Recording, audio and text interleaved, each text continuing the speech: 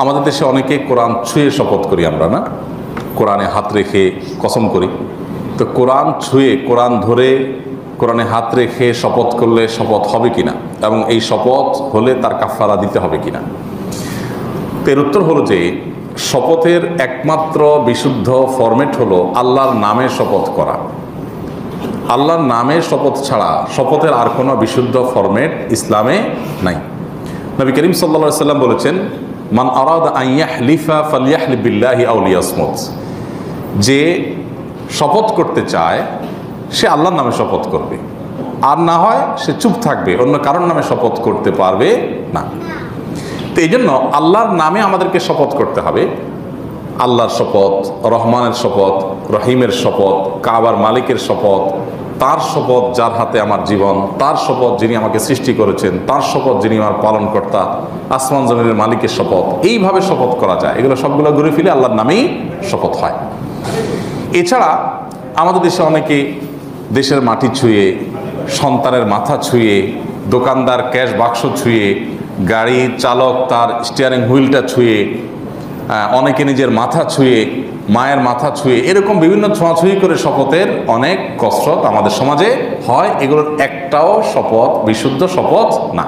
কোরআন হাদিস বর্ণিত যে শপথ তার আওতা এর একটাও পড়ে না। এগুলো একটা শপথ হবে না। কথা কি বুঝাতে পারছি? কিন্তু কোরআন ছুঁয়ে যে শপথ, এই শপথটা বিশুদ্ধ না হলেও অনেক উলামায়ে কেরামের মতে এই শপথটা করলে কেউ সেটা রক্ষা করতে হবে, অন্যথায় কাফারা দিতে হবে। কিন্তু এই পদ্ধতিটা সঠিক না। ভুল পদ্ধতিতে করা সত্ত্বেও যদি কেউ করে ফেলে তাহলে তাকে এই শপথ রক্ষা করতে হবে, আদারওয়াইজ তাকে কাফারা দিতে হবে। এই শপথটাও সঠিক না কেন? কারণ নবী করিম সাল্লাল্লাহু আলাইহি সাল্লাম, সাহাবায়ে কেরাম তাদের যুগে চামড়ায় চাড়ায় যেখানে কোরআন লেখা ছিল এরকম কোনো কিছু স্পর্শ করে তারা শপথ করেছেন, ধরে ছুঁয়ে শপথ করেছেন, এরকম কোনো নজির কোরআন হাদিসে পাওয়া। আল্লাহর কালাম, এই কোরআন, এটা ছুঁয়ে শপথ করেন, আল্লাহর কালামের শপথ করা, সেই ব্যাখ্যা করা যায়। সেই জায়গা থেকে যদি কেউ এরকম করে ফেলে তাকে ওই শপথ রক্ষা করতে হবে, না হলে কাফারা দিতে হবে। কাফারা কি? 10 জন মিসকিনকে শপথ যদি ভঙ্গ করেন আপনি, তাহলে কাফারা হলো আপনি ভবিষ্যতে কোনো কাজ করবেন বলছেন শপথ করে, আল্লাহর কসম এটা করবো, কিন্তু করলেন না, তাহলে আপনাকে 10 জন মিসকিনকে খাদ্য দিতে হবে। আর না হলে 10 জন মিসকিনকে, মানে একদিনের খাদ্য দিতে হবে 10 জন মিসকিনকে, আর নাহলে 10 জন মিসকিনকে মিনিমাম যে পোশাক না হলো নয় এরকম পোশাক দিতে হবে 10 জন মিসকিনকে।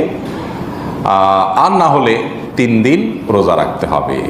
তাহলে সেক্ষেত্রে শপথের কাফারা আদায় হবে।